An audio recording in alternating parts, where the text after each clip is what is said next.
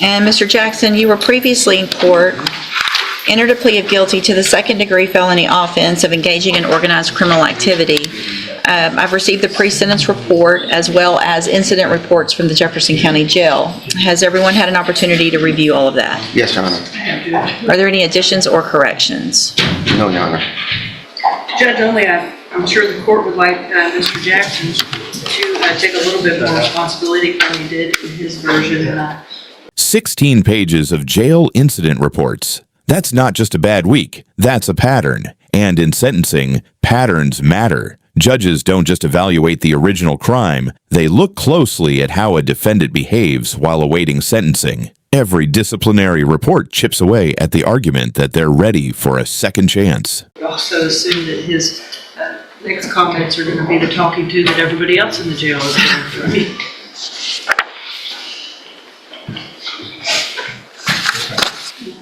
Mr. Jackson, I've got 16 pages of jail incident reports. Each page holds 2 to 4. Do the math on that, and that's a lot of you being exceptionally disrespectful to the officers that are there. And so what I'm wondering is why you think, I mean, since you entered your plea in this case, you were caught with a shank, 2 different types of shanks, and you've been fighting? Huh? You can speak where I can understand you first. Speak up. What do you want to say? I was talking to the guard, I was talking to the lieutenant. I was trying to talk to him and get that thrown out. They ain't find it on me. No, they found it in your bed. Oh, it wasn't. Okay. What about the other 16 pages? What about telling the officers, I don't have to do shit? What about telling the officers, I don't give a F about none of that?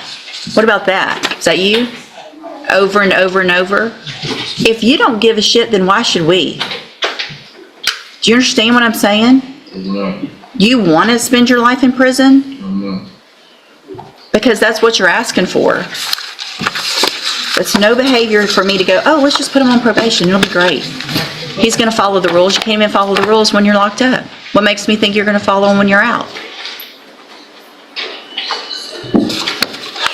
I mean, the agreement that y'all... This is a pivotal legal moment. Probation isn't handed out simply because someone is young. It's earned through evidence that they can follow rules. If someone can't comply inside a controlled jail environment, convincing a judge they'll succeed with freedom becomes an uphill battle. What would you do if you were the judge here? Reached based on what I understand is very little criminal history, mostly because you're young and you haven't had time to do a whole lot.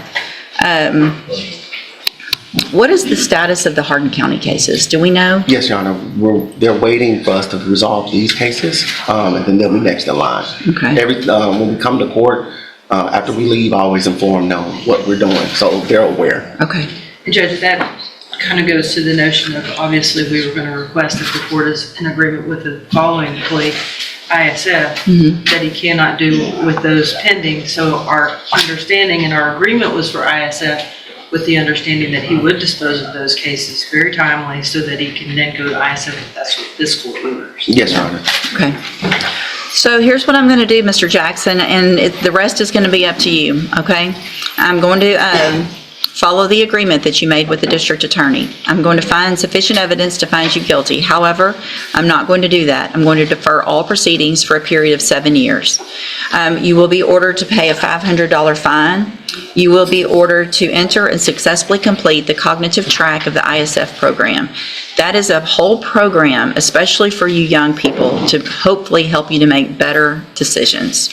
But here's the thing about ISF. You're going to go to Hardin County from here, take care of those cases, and when you do get to ISF, 1 incident report is a violation of your probation. 0 tolerance.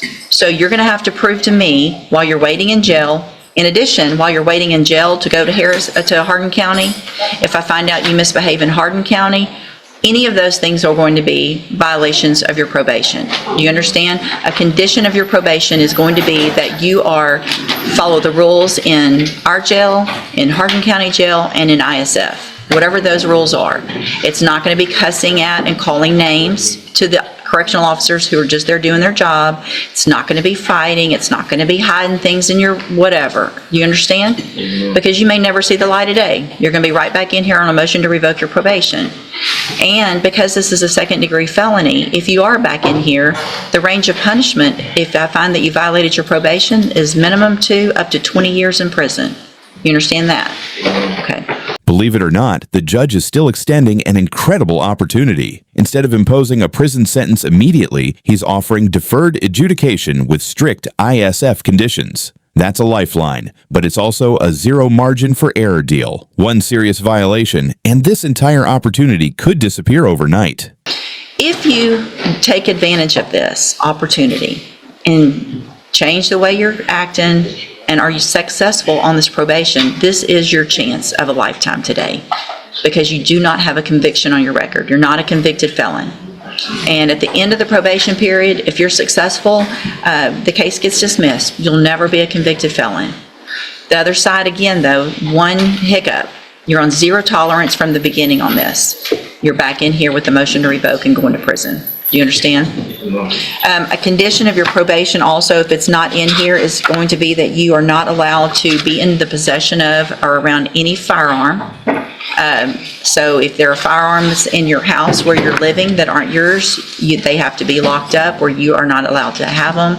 You're not allowed to have a firearm, period. Do you understand? Okay.